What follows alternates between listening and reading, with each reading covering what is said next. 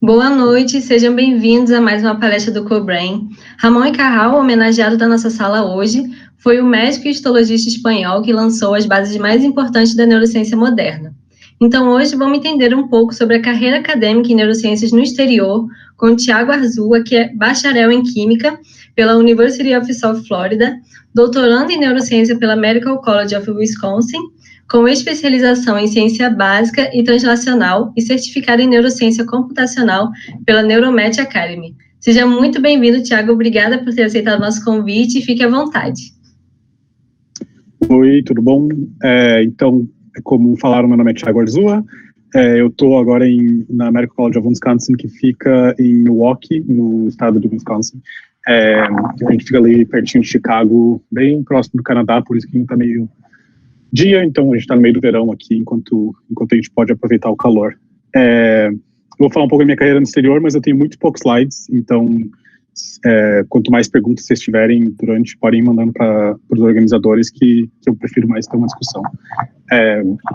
Então eu estou nos Estados Unidos, eu comecei a minha carreira, acho que eu comecei a jornada para os Estados Unidos lá por 2011, no final do meu ensino médio. Eu já estou aqui faz 8 anos, faz um pouco mais de uma semana agora. Eu nasci e cresci em Curitiba, no Paraná. Passava frio lá também, acho que a minha vida vai ser passar frio. E lá lá pelo segundo ano do ensino médio, eu comecei a querer ter aquela coceirinha de estudar fora. Eram outros tempos, a gente pode falar disso um pouco depois, o dólar estava muito mais baixo, tinha muitas outras oportunidades aparecendo, e ao mesmo tempo não era tão comum fazer faculdade fora, assim, não era uma coisa que a gente ouvia. Isso foi, se não me engano, foi um ano antes de Ciências Sem Fronteiras começar. Já tinha alguns papos sobre Ciências Sem Fronteiras. Se eu estiver errado, por favor, me corrijam. Mas eu não conhecia muita gente que fazia Ciências Sem Fronteiras, pelo menos. Então, em 2012, eu fui parar em Tampa, na Flórida, onde tem esse touro na frente, onde eu fiz meu bacharel em Química. E depois de 4 anos desse bacharel em Química, eu não precisei fazer mestrado, isso é uma coisa que a gente pode falar um pouco daqui para frente, e eu fui direto para o meu doutorado em neurociência. Então, só para vocês terem uma noção de como funciona mais ou menos essas carreiras acadêmicas aqui nos Estados Unidos, pelo menos a parte de treinamento. Para quase todos o que eles chamam de professional schools, então, medicina, direito, veterinária, dentistas, quase todas essas carreiras precisam de um bacharelado antes. Então, eu fiz meu bacharelado em Química, sempre foi uma matéria que eu gostei bastante, mas poderia ser qualquer outro bacharelado, então um bacharelado em Biologia, em Física, qualquer coisa dessas. Nesses 4 anos, são geralmente 2 anos, mais ou menos, de aulas gerais, então eu fiz cálculo, fiz Física, fiz Química Orgânica, também fiz História, fiz Inglês, fiz várias aulas, assim, bem gerais mesmo, e depois mais 2 anos mais especializadas. Então eu entrei em biofísica, uma bioquímica mais avançada, em outras áreas mais avançadas dentro da química mesmo. Nos Estados Unidos, a pesquisa e as atividades extracurriculares em geral são muito, muito incentivadas, elas são muito recomendadas. A maioria das faculdades, especialmente faculdades grandes, vão ter inúmeros clubes, inúmeras oportunidades para se envolver, quer seja em grupos latino-americanos, quer seja em grupos de estudo. Eu me envolvi em pesquisas já desde o começo, mas sempre tem essa parte extracurricular. Então, as aulas estão lá, mas assim, tem muita coisa além da aula para fazer durante a faculdade. Assim, é uma imersão bem completa. Nos Estados Unidos, particularmente, não é muito comum as pessoas que fazem pesquisa terem mestrado. Um dos muitos motivos disso é que o mestrado geralmente custa dinheiro, então não existe faculdade de graça nos Estados Unidos, então as pessoas já gastaram alguns milhares de dólares para ir para a faculdade. Um mestrado, como não adicionaria muito na cabeça deles para a formação, a maioria das pessoas não fazem, e também a maioria dos programas faz alguns anos já não cobram mais o mestrado para começar o PhD. O que você precisa geralmente para começar a jornada do doutorando é ter alguma experiência prévia com pesquisa. Então, como eu tinha feito pesquisa basicamente os 4 anos que eu estava na faculdade, eu já tinha eu já tinha bastante experiência, não só no laboratório, mas em apresentando pesquisa, em um jeito de escrever pesquisa que é bem específica, um jeito muito específico de escrever o inglês. Então, essa experiência que eles buscam geralmente.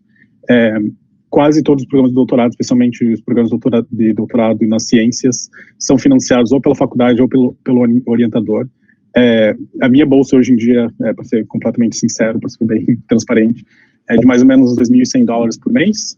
Não é muito, mas dá para viver tranquilamente aqui. E a duração geralmente é de 4 a 7 anos. E vai depender muito da sua pesquisa, de como anda a sua pesquisa, do financiamento. Eu acho que a gente tem essa noção que tem muito dinheiro aqui, mas também depende do financiamento da faculdade.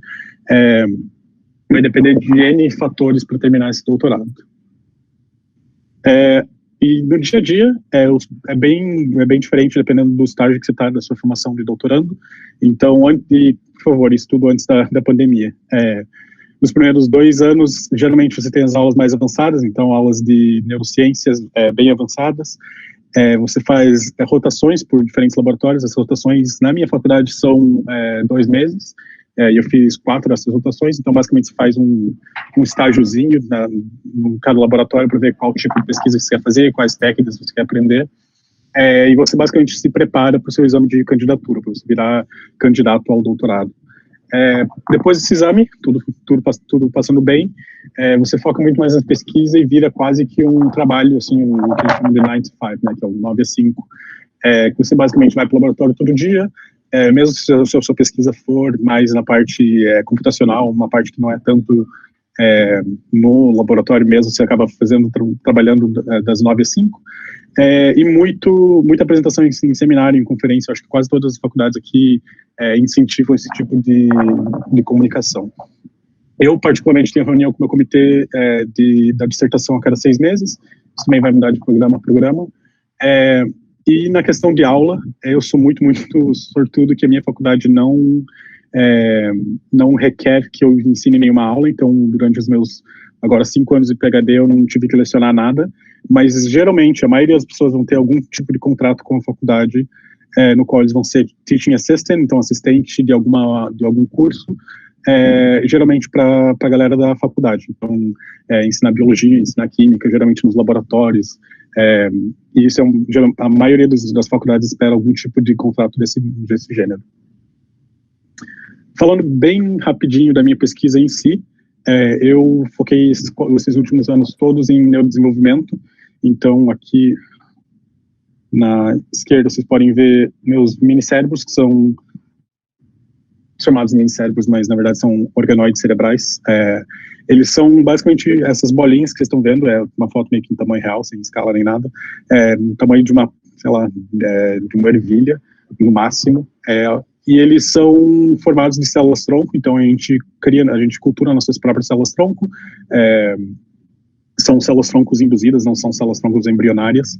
E a partir dessas células-tronco a gente consegue diferenciar esses organoides em várias camadas que tentam imitar o cérebro infantil, então, infantil e fetal.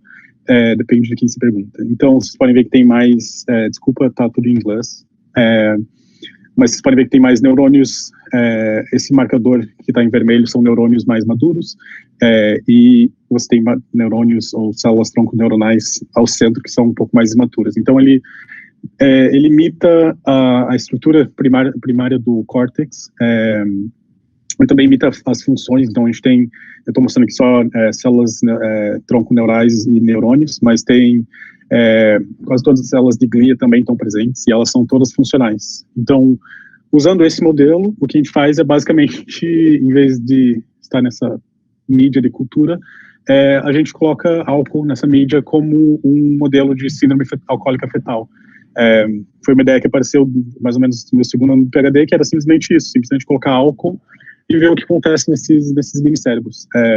Para ser bem sincero, não foi aquela coisa no método científico de ter uma observação e fazer, sabe, uma hipótese e tal. Foi realmente assim, a gente já tinha um modelo, eu estava usando ele para outros projetos. A ideia de usar álcool como o próximo modelo apareceu e a gente começou a pesquisar isso. Hoje em dia, a gente é financiado pelo NIH, que é basicamente o Ministério da Saúde, e também a CAPES aqui nos Estados Unidos. Então, a gente é financiado por eles, a gente tem um grant de $1 milhão para pesquisar isso. Então, acreditem nas ideias de vocês. Pós o meu doutorado, algumas das carreiras que continuam, são quase todas aqui nesse slide, falando mais das carreiras acadêmicas. Então, o básico, geralmente a pessoa termina o doutorado e vai para um postdoc.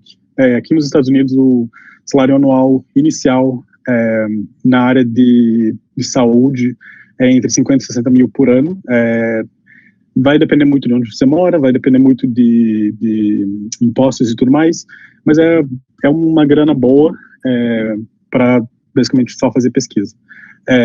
Diferente do PhD, você tem um contrato muito mais específico, eles são geralmente relacionados a projetos muito específicos, então os dois ou mais anos que você passa nesse laboratório, você não vai fazer várias coisas, você vai tentar focar em uma coisa muito específica. Geralmente é onde você consegue se especializar ainda mais na sua área. E também a duração varia bastante, vai depender de dinheiro, vai depender de experiência, vai depender de publicações, mas a duração é geralmente entre 2 a 5 anos. E daí você entra nessa linda carreira que é chamada de tenure track aqui nos Estados Unidos, ela é parecida em outros países, que são várias etapas que você tem que manter até conseguir ser o título final de professor, né? Aqui nos Estados Unidos você só é professor mesmo quando você termina essa carreira inteira. Geralmente demora mais de 10 anos depois do seu doutorado para chegar nessa posição, e é baseado em performance, e prestem atenção no asterisco, na performance acadêmica. Então eles vão julgar a maioria para ser bem sincero, a maioria do que eles vão julgar é quanto dinheiro você consegue trazer por departamento. Então, quanto mais artigos você publica, mais produtiva está sendo sua pesquisa, o que quer dizer que você provavelmente vai conseguir mais financiamento, o que gera esse círculo. É extremamente competitivo, tá aqui meio pequeno em inglês, me desculpa, mas geralmente das pessoas que terminam um doutorado, menos de 1% conseguem chegar ao título de professor. E isso varia muito de faculdade para faculdade, varia muito dessa politicagem que a gente conhece da academia, que é quem você conhece, onde você se formou, com quem que você conversa. A gente sabe que não é só essa meritocracia acadêmica. Ainda nessa parte meio que de pesquisa, existem também muitas pesquisas não acadêmicas, que não são necessariamente industriais, a gente vai falar isso depois, mas ainda existe muita pesquisa que meio que modela esse padrãozinho de essa carreira, basicamente, de a cada 4, 5 anos você subir, você conseguir mais financiamento. Geralmente, ou é dentro do governo, então trabalhando para ministérios ou para agências específicas, então você pode trabalhar dentro da NASA, dentro do Departamento de Defesa, ou trabalhando para ONGs, e aqui ONGs não são ONGs pequenas, são geralmente institutos enormes, mas que não são relacionados com a academia, então não são partes de nenhuma universidade. Eles não necessariamente seguem a mesma progressão de títulos, mas no geral a experiência no dia a dia é bem parecida. E se vocês prestarem atenção, nesse gráfico, vocês vão perceber que a maioria, na verdade, das pessoas não vai nessa carreira. Apesar de a gente chamar ela de carreira, a gente pensar nela como a única carreira acadêmica possível, nos Estados Unidos, especificamente, a maioria dos doutorandos, quando se formam, não vão necessariamente continuar na academia. Então, na verdade, eu coloquei o título como carreiras alternativas, mas, na verdade, essas são todas as outras carreiras, então a academia é só mais uma delas. Mais e mais a gente vê pessoas indo para a indústria, o que a gente chama de indústria geralmente é pesquisa e desenvolvimento interno, então desenvolvimento hoje em dia, muito se fala de vacina, desenvolvimento de novos reagentes para os laboratórios, mas não só isso, também tem muita gente que às vezes não quer mais trabalhar em pesquisa, não quer mais trabalhar, com pipetas e líquidos, então ele vai para vendas ou vai para uma consultoria, um trabalho assim. Uma coisa que a gente também não pensa muito no Brasil é a política pública. Aqui eles valorizam bastante o science policy, que a gente chama mais ou menos de lobbying, mas também existem muitos assessores científicos, tanto no legislativo como no executivo americano. Então, quase todo congressista, quase todo senador vai ter seu próprio assessor que vai falar sobre assuntos científicos. Então, sei lá, alguém que trabalha no meio de um estado que tem muitas fazendas vai querer alguém que saiba, que vai entender aquelas fazendas. Hoje em dia, muito se fala, por causa de todo o discurso ao redor da ciência, muito se fala desses assessores científicos para o executivo, especialmente para a Casa Branca. Também focado na parte mais clínica, muito dos coordenadores de ensaios clínicos. Então, a gente está vendo aí todo o discurso sobre a pandemia, sobre as fases dos ensaios clínicos, fase 1, fase 2, fase 3. Muita dessa coordenação também é feita por doutorandos.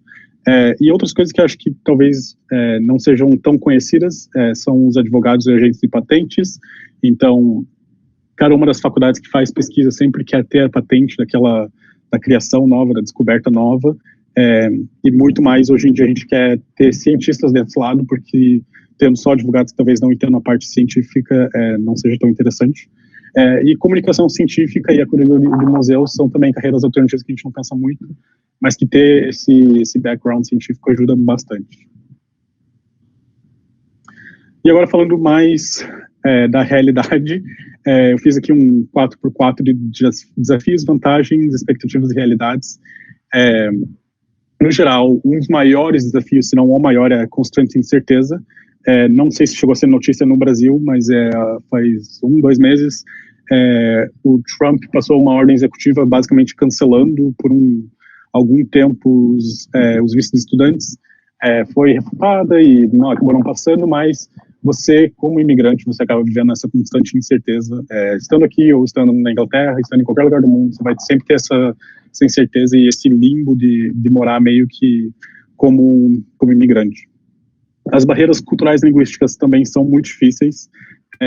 Eu estou aqui há 8 anos e ainda tem muita coisa que eu não penso, mas que é uma barreira. Então, o jeito de fazer ciência muda, o jeito de conversar com as pessoas muda, o jeito de se relacionar muda. A língua é importante, mas você vai perceber também que as barreiras linguísticas não são necessariamente você aprender a falar inglês. No geral, nessas faculdades grandes e em centros acadêmicos grandes, você também tem que pensar que as pessoas não vão falar inglês muito bem, então às vezes é uma barreira muito grande. E existem barreiras estruturais também, e eu coloquei o Oportunidades com cifrão exatamente por isso.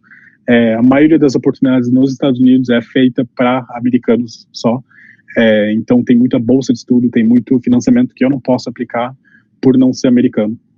E a síndrome do impostor, que vocês já devem ter ouvido falar, a noção de que você vai ser descoberto, ela só dobra quando você é imigrante, você fica pensando a cada experimento que não funciona, você pensa que você vai ser deportado. Do outro lado, as vantagens, acho que fácil de falar é o número de oportunidades. Eu coloquei só a viagem networking aqui, mas são oportunidades dessas carreiras alternativas, são oportunidades de treinamento, são oportunidades sim de viagem, tanto viagem para congressos e conferências, mas também viagem a lazer. Eu acho que estando no exterior, você começa a ter uma visão um pouco mais global de tudo, então você começa a pensar realmente que não é tão difícil ir para esse outro lugar, óbvio, antes da pandemia. E a oportunidade de networking é incrível, óbvio que depende de onde você está, da sua faculdade, da sua situação, mas são oportunidades assim que eu acho que não necessariamente dentro do Brasil, mas ficando em um só país, você geralmente não tem. Falando muito especificamente dos Estados Unidos, o financiamento é absurdo, ainda é o país que mais investe em ciência e tecnologia. A China provavelmente vai passar isso daqui a uns anos, mas por enquanto ainda é um país que investe muito dinheiro em pesquisa. Eu sei que é uma coisa que a gente fala muito no Brasil sobre esse financiamento, e vocês ficariam surpresos em saber que ainda é uma discussão nos Estados Unidos, apesar de ser o país que mais gasta, ainda tem gente que pede mais dinheiro, que é o certo, mas a escala de financiamento é muito diferente. Você também tem uma maior exposição, muita conferência que se diz internacional, na verdade só acontece nos Estados Unidos, não sei como dizer mais outra palavra para oportunidade, mas muitas coisas acontecem aqui nos Estados Unidos e na Europa principalmente, e no geral você também tem uma diversidade de pensamento e de culturas, então se por um lado é uma barreira cultural, do outro lado também tem diversidades, então o meu laboratório só tem uma pessoa americana, na verdade, e tem essa diversidade que talvez ficando em uma só cidade, ficando só em um país, não teria. Agora sendo um pouco mais real, algumas das expectativas que vocês podem ter pensando nessa carreira no exterior é que o dinheiro é infinito, que não é verdade, que você vai acabar sempre as pessoas sonham com Nova York, Califórnia e Paris, sempre em centros urbanos enormes, sempre pensando em ganhar em dólar ou ganhar em euro, e sempre pensando em estabilidade profissional, mas a realidade é que eu conversei com pessoas que têm bilhões de dólares na pesquisa, todo laboratório que eu conheço tem um orientador, tem um manager, tem alguém controlando o dinheiro por trás, então o dinheiro não é infinito. Por mais bem financiado que o laboratório seja, por mais honestamente rico que o laboratório e que a faculdade seja, ainda não é assim, não dá para jogar fora. Coloquei isso aqui em homenagem a uma amiga minha, mas chances são grandes que você pode acabar no meio de um milharal americano, não necessariamente no meio de um milharal, mas assim, a ideia de que você vai acabar em um centro urbano, ou que você vai acabar em uma universidade de prestígio ou de nome, é uma ideia que é meio falsa. A maioria das pesquisas, sim, acontecem nesses centros urbanos, mas também tem muita pesquisa, tem muita coisa legal acontecendo fora desses centros. E se por um lado você ganha em dólar ou ganha em euro, você também gasta em dólar e em euro. E você tem a realidade que é muito, muito difícil, que você tem que se provar a cada passo que você dá. Então, você se prova não só como cientista, eu acho que a gente tem essa noção de que só a ciência ou só a sua, sei lá, a sua meritocracia acadêmica vale a pena, mas você tem que se provar a cada passo no sentido pessoal também. Você tem que se provar para o seu orientador, mas você tem que se provar para o seu departamento, você tem que conversar com muita gente, você tem que ser muito comunicativo sobre a sua ciência, especialmente quando você está nessa situação de imigração. Fora do laboratório também, eu acho que é importante dizer que doutorando não só estuda, doutorando não só trabalha. Com o pouco salário que eu ganho, eu tive a chance no segundo ano do meu doutorado, eu fui para a Tailândia com a minha bolsa de estudos, de novo, antes da pandemia. Eu também adoro, apesar de passar muito frio aqui, eu adoro tudo que é esporte de inverno. E aqui eu coloquei uma foto da família da minha namorada, que meio que me adotou enquanto eu estou aqui. Então você acaba achando tanto hobbies novos. Então eu nunca tinha visto neve antes de me mudar para cá, nunca tinha pensado em ir para a Tailândia. Essas oportunidades também fora do laboratório só acontecem quando você vai para o exterior. Então não é só uma questão de carreira, não é só uma questão de trabalho. E já terminando, eu espero que tenha bastante perguntas. Algumas considerações finais são que vale a pena, sim. Acho que é uma pergunta que me fazem bastante, se eu faria de novo, considerando como está a situação americana, como é hostil a imigrantes. Eu entendo que existem 1000 coisas que foram fora do meu controle nesses últimos anos, mas eu acho que vale a pena por todas as experiências, boas e ruins.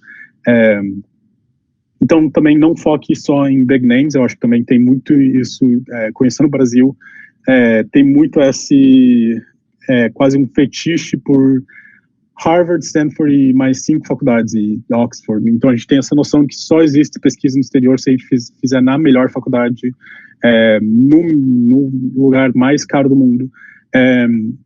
Eu acho que isso é uma falácia que é muito fácil de cair, porque esses lugares, são muito competitivos, e eles também são bem protecionistas, vamos dizer assim. Então, muita gente que tem um laboratório em Harvard, se formou em Harvard, fez o seu college em Harvard, ou se não fez em Harvard, fez já naquelas faculdades. A politicagem nessas escolas grandes também é muito grande. Muito dessas coisas que acontecem nessas faculdades que a gente acha que são centros só de prestígio, também tem muita coisa que a gente não vê estando fora deles. Outra coisa que a gente tem que aprender também é meio que se vender. Então, o brasileiro já tem muita fama, do que eu ouço de orientadores aqui no exterior, do que eu ouço em conferência, em várias sessões de networking aqui, a gente já tem muita fama de ser resourceful, que é uma palavra que acho que a tradução é meio quebrada, mas que seria algo como adaptável. Então, já conheci cientistas que trabalharam no Brasil a vida inteira, quando chegam aqui, por ter trabalhado no Brasil, por ter que saber lidar com demora em reagente, não ter certo equipamento, todas essas coisas que a gente chama de jeitinho brasileiro, você chega aqui e é muito valorizado. E também outras partes, outros estereótipos brasileiros de ser simpático, de trabalhar bem em equipe, também são valorizados aqui. São estereótipos, eu sei que não sempre são realidades, mas tem que saber jogar o positivo. E último, ter muita cara de pau em pedir oportunidades. Eu acho que é uma coisa talvez unicamente brasileira, não ter medo de mandar e-mail para todo mundo. Acho que todas as oportunidades que eu tive tanto durante a faculdade como agora no doutorado, foram de mandar e-mail, foi de conversar com as pessoas, de não ter vergonha de pedir para trabalhar para alguém, de não ter vergonha de, sabe, perguntar sobre a pesquisa e de conversar com muita gente e chamar para tomar um cafezinho, chamar para falar da pesquisa. Eu acho que é uma coisa unicamente, talvez não brasileira, mas unicamente latino-americana de ser pessoável, de ser... acho que pessoável não é uma palavra que existe em português, mas de querer conversar com pessoas. Então, sim, a ciência, obviamente, é o que lidera na maioria dos casos, mas eu acho que conversar com as pessoas e entender que por trás daquele grande laboratório, por trás daquele um pesquisador que tem bilhões de dólares em financiamento, é uma pessoa, é um outro cientista que gosta tanto de ciência, que é tão apaixonado por ciência, e provavelmente tem outras paixões também. Então, é isso. Espero que tenham algumas perguntas. E esse é meu contato, meu e-mail, meu arroba do Instagram e do Twitter e meu WhatsApp. Sintam-se que eu fico à disposição para qualquer pergunta que vocês possam ter. Nós temos bastante perguntas. Eu nem sei se eu vou conseguir passar todas para você, mas eu vou selecionar algumas. Uma pessoa perguntou, então o seu trabalho na universidade não é por bolsa, é por contrato? Ele tem que ser renovado? Depende, vai depender muito da faculdade. Um dos motivos de eu entrar na minha faculdade foi porque eles garantiram, foi um contrato, mas eles garantiram que durante o meu doutorado inteiro eu estaria financiado. Então é possível, por exemplo, que meu laboratório perca completamente o financiamento e ter que desligar, um cenário horrível, mas assim, a faculdade geralmente tem algum jeito de te manter. Muito mais comum são faculdades que pedem para você ensinar e dar aula, como forma do contrato. Então, são contratos, mas na maioria das vezes você é garantido durante o doutorado. Você tem uma rede de apoio. Entendi. Uma outra pergunta. A bolsa inclui eu não sei se fala assim, tuition? Ou inclui, para o caso não, nem. Ou para o caso de bolsa, PhD não é cobrada? Eles falam que inclui para poder falar que a bolsa é maior do que então, quando você vê em site que a bolsa é de, sei lá, $50 mil, $60 mil, é porque eles estão incluindo a tuition, mas eles não cobram nada. Então, desde o primeiro mês que eu comecei o doutorado, o dinheiro cai na conta e eu não pago por aula nenhuma, não pago por nada. Entendi. Para fazer pesquisa nos Estados Unidos, é necessário passar pelos steps de validação do diploma, como é no caso da residência, ou não? Existe algum outro pré-requisito? Existe pré-requisito de você conseguir alguém que vai te financiar. Então, acontece muito aqui do que fellowships. Não sei se tem uma tradução certa para isso, seria quase que um estágio. E as pessoas não precisam fazer os steps, né, o USMLE, porque eles não vão tocar em paciente, não vão ver paciente, não vai ter nenhum contato clínico. Então, se vier para uma fellowship de pesquisa exclusiva, basicamente, meio triste, mas eles basicamente vão ignorar o teu diploma de médico e vão falar, você é um pesquisador agora.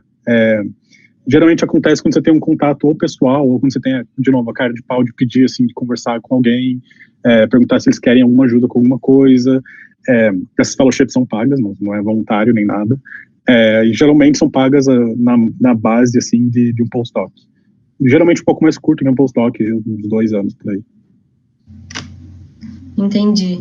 E como você acha a oportunidade de networking ou engajamento com outras pessoas na área?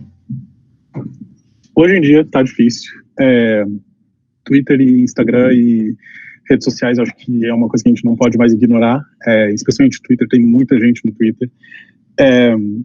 Mas também, uma coisa que eu faço muito é ir no Google, se eu tenho interesse em algum tipo de pesquisa, se eu ler algum artigo que me interessa, ir no Google e começar a jogar nomes no Google e mandar e-mail. Assim. Então, eu mandei já e-mail para mentores que talvez eu não tenha tanto interesse na pesquisa, mas vão começar um laboratório novo. Então, mandar e-mail para pessoas que tô só curioso pelo como que eles fizeram a pesquisa. E quando acabar a pandemia, eu acho que conferências eu sei que elas são caras, elas são geralmente ainda mais caras quando você vem do exterior, mas conferência vale muito a pena, são 4 dias que você está lá e esteja lá de coração para conseguir conversar com o maior número de pessoas, para se apresentar para o maior número de pessoas, que você nunca sabe também quando vai acontecer alguma coisa. E você acredita que pela sua pesquisa ser feita no exterior, elas possuem uma melhor aceitação quando comparada a uma pesquisa brasileira? Então, eu conversei com um cara chamado Miguel Nicoleles uns anos atrás, e ele tinha várias opiniões sobre isso, e eu não sei. Eu acho que a gente tem uma síndrome de vira-lata bem forte, de achar que tudo que é feito no Brasil é porcaria, quando na verdade tem muito pesquisador no Brasil que está dando show em Covid, com um pouco de financiamento que a gente tem. Eu acho que não. Eu acho que tem, de novo, aqueles nomes, infelizmente, ainda são muito presentes na mídia, então você sempre vê assim, a vacina chinesa versus a vacina de Oxford. Eu acho que ainda tem muito isso na mídia e meio que no imaginário popular, mas na verdade é que não. Você publicando seu artigo, está publicado, está num jornal assim de respeito, né? Um jornal, não estou falando Nature Science, estou falando de qualquer jornal qualquer. Eles vão ver o seu artigo pela ciência atrás, né? Então acho que não vão julgar o país de onde está vindo. Entendi. E é muito difícil conseguir o visto para quem vai fazer doutorado ou estudar fora? Não. Eu acho que era uma coisa que se falava na época, 2014, por aí, que até iriam abolir o visto para brasileiro. Não sei há quantas anos é isso. Porque é uma coisa tipo 99%, 98% de quem aplica para visto de estudante consegue. Vistos de trabalho, vistos de imigração mesmo, né? Porque tecnicamente nem sou imigrante, sou non-resident alien, que eles chamam. Visto de trabalho é um pouco mais difícil, e eu também tenho a forte impressão de que vai mudar, independente do que acontecer nessas próximas eleições. Eu acho que vai ter algum tipo de reforma no visto de trabalho, mas eu acho que de estudante ainda é muito, muito tranquilo de conseguir. Entendi. Vou passar a última pergunta, até tem mais algumas perguntas, mas eu vou pedir para o pessoal mandar para o seu, você deixou os contatos aí, né? Mandar diretamente para você. Mas para finalizar, eu queria fazer essa pergunta, pedir que você desse dicas para quem quer tentar pós-doutorado lá, mas acho que qualquer carreira acadêmica, né, doutorado, enfim, quais dicas você teria para essas pessoas? Mandar muito e-mail, mandar muito, porque a verdade é que as posições que geralmente estão abertas, então, quando você abre um site de uma faculdade estrangeira, vai ter lá posições que estão anunciadas, né? Essas geralmente são, sendo ultramente sincero, são as posições que eles não conseguem achar ninguém. Não são todas as posições que existem. Então, dando exemplo do meu laboratório hoje em dia, a gente está esperando que venha mais um grant. Pode ser que semana que vem a gente contrate um postdoc porque a gente já conhece a pessoa, e nem anuncie nessas posições, sabe? Então, se tem alguém que você tem curiosidade, se tem algum tipo de pesquisa que você tem curiosidade, não ter vergonha de mandar e-mail. Uma dica mais pessoal ainda, se você está no site do laboratório, manda e-mail para o pesquisador, para o principal investigator, né, para o dono do laboratório, mas também manda e-mail para os estudantes, manda e-mail para os postdocs daquele laboratório, porque são muito mais chances deles responderem, e eles falarem, olha, não tem dinheiro nenhum, realmente está difícil, ou eles falarem, tipo, vamos conversar, vamos, sabe, fazer um Skype, alguma coisa assim. Eu acho que na maioria das vezes, pelo menos um estudante ou um postdoc vai conseguir conversar e ter uma noção de onde que o laboratório está. E rede social, de novo, tem muita coisa que está acontecendo hoje em dia só nas mídias sociais, sabe? Eu vejo todo dia tipo, alguém falando que está iniciando um postdoc novo. Entendi. Tiago, muito obrigado pelo seu tempo, pela sua palestra. A gente teve um feedback muito positivo aqui nos comentários, o pessoal gostou bastante, achou muito interessante. Então, eu quero agradecer novamente por você ter aceitado o nosso convite. Eu que agradeço, nossa, uma maior honra.